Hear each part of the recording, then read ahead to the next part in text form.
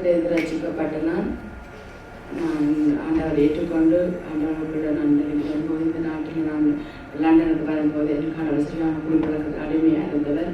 அடிமை பழத்தில் இருந்ததால் எனக்கு ஃப்ரீயாக நான் ஜெபிக்க முடியாது, வேதம் வாசிக்க முடியாது, சேர்ச்சுக்கு போக முடியாது. எனக்கு ஒரே கட்டுப்பாடு ஆண்டவரை ஏற்றுக்கொண்டதால் என்னோட வீட்டில் ஒரே சண்டை, ஒரே பிரச்சனையாக இருக்கு. ஆண்டவர் பற்றி கதைச்சாலே எப்போவுமே என்னோட சண்டை பிடிப்பார். அதே நேரத்தில் அதிகமாக குடிக்க வைக்கிட்டேன். நான் இயேசுவை ஏற்றுக்கொண்டதால் அதிகமாக குடிக்க வைக்கிட்டு நான் குடிக்கிறதுக்கு காரணமே நீதான்னு சொல்லி என்னோடய சண்டை பிடிப்பேன்.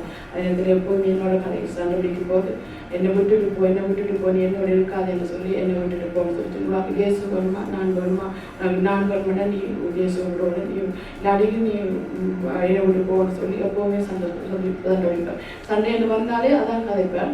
அதுக்கு முதல் எனக்கு ஒரு நாள் வந்து என்னென்னா நான் ராத்திரி இரவு போல் ஒரு 12 மணி இருக்கும், 12 அப்படி இருக்கும். திடீரென்று பேர் எழும்பி என்னோட சொல்கிறார், அவருக்குள்ள இருந்து சத்து சொல்லுது, நான் உன்னை மேட்ச் கொல்ல போகிறேன், நீ இவனோட இருக்காது, நீ இவனை விட்டுட்டு போ, நீ இவனோட இருக்காதுன்னு சொல்லி சொன்னேன். அப்போ நான் உடனே எழும்பி இருந்து எனக்கு என்ன செய்ய தெரியாமல் அழுது கொண்டு வந்து எனக்கு தலையில் கை வச்சு நான் ஜெபிக்க என்னத்தோட அது நீ என்னத்தோட என்ன செய்து என்னத்தோடாதுன்னு சொல்லி என்னை கையை தட்டி கொண்டே இருக்கிறார். அப்போ நான் ஒரு தனியும் இல்லைன்றது எனக்கு ஒருத்தர் உதவி இல்லை. அப்போ என்ன செய்யறது எனக்கு ஒரே இதில் நான் ஆண்டவர்கிட்ட நான் மண்டாடி ஜெபிச்சு கொண்டிருக்கோம். கொஞ்சம் தலைமையாக படுத்துட்டார். அப்படியே எழுப்பி கேட்டு நான் என்ன இப்படி நான் செய்தனீங்க, இப்படி நான் கதைச்சனீங்க, எனக்கு தான் இல்லை நான் ஒன்று கதைக்கிறேன் தெரியாதுன்னு சொல்லிட்டேன். அப்போ எனக்கு வழியோட எனக்கு பேருக்குள்ளேருந்து சத்துரு தான் இப்படி என்னோட கதைக்குது. அதனால தான் நான் நெடுங்க எப்போவுமே சண்டை பிடிக்கும் போது என்ன சொல்லுவேன், என்னை விட்டுட்டு என்னோட இருக்காதுன்னு நெடுங்க என்னோட கதைப்பேன். அப்போ நான் ஆண்டவர்கிட்ட தான் மண்டாடி ப்ரே பண்ணுறது. சர்ச்சுக்கு போகிறேன், ஒரு இதுவும் இல்லை. ஒன்லி நான் யூடியூபில் மோகன்சிலாசரோட மெசேஜ் மட்டும்தான் கேட்குறேன், வேறு ஒன்றுமே பார்க்குறேன். அப்போ எனக்கு ஜெபிக்க அப்பயே அவ்வளவா தெரியாது. ஆனால் ஆண்டவர் எனக்கு கொஞ்சம் கொஞ்சமாக கற்றுக் கொடுத்து நான் ஜெபிச்சு அவர்கிட்ட விடுதலை வேணும் மட்டும் நான் போய் மலருக்கு ஜெபிக்கிறது, வாசம் ஜெபிக்கிறது. ஜெபிச்சு கொண்டிருக்கும் போது ஒரு நாள் வேறு சரியான பிரெயினில் வந்து அதிகமான வலி வந்ததால் நான் சாகப்போறேன்னு சொல்லி மண்டையை பிடிச்சி கொண்டு கத்துறாரு, நான் சாகப்போறேன். அப்போ உடனே வந்து ஆம்புலன்ஸுக்கு ஆம்புலன்ஸில் கொண்டு போய் இதெல்லாம் அவருக்கு பிளட் ப்ரெஷர் கூட்டிட்டேன்னு சொல்லி சொன்னாங்க. ஒரு கொஞ்சம் நேரம் வெயிட் பண்ணி நின்று இருந்தாலே வேறு உயிருக்கு ஆபத்துன்னு சொல்லி.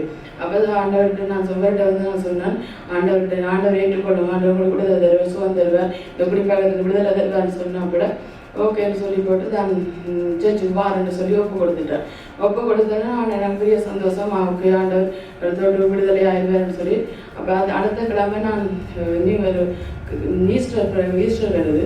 அப்போ அடுத்த ஈஸ்டருக்கு நான் போகணும், இந்த ஈஸ்டருக்கு நான் சர்ச்சுக்கு போகணும்னு சொல்லி ஓகேன்னு சொல்லி ஒப்பு கொடுத்து தான் வர மாட்டேன், நான் ஒன்று அனுப்புகிறேன்னு சொல்லிட்டு ஓகேன்னு சொல்லி தான் நம்ம வந்து முதல் தடவை 2023 அந்த சர்ச்சுக்கு வந்தேன். நான் சர்ச்சுக்கு வந்த பிறகு கொஞ்சம் கொஞ்சமாக மனம் மாறி ஓகே நானும் பாருன்னு சொல்லி முதல் டைம் பேசி இந்த சர்ச்சுக்கு வந்து ஒரு ஆண்டவருக்குள்ள அந்த அவ்வளவா நெருங்காட்டிக்கும் ஆண்டவர் கொஞ்சம் அறிஞ்சு கொண்டு இருந்து ஆண்டவருக்குள்ள வர வீட்டுக்குள்ள சமாதானம் வந்து நாங்கள் உண்மையிலே ஆண்டவருக்கு அது வரைக்கும் சமாதானமே இல்லை. எப்பயுமே சண்டையும் வேறு ப்ராப்ளம் இருந்தது.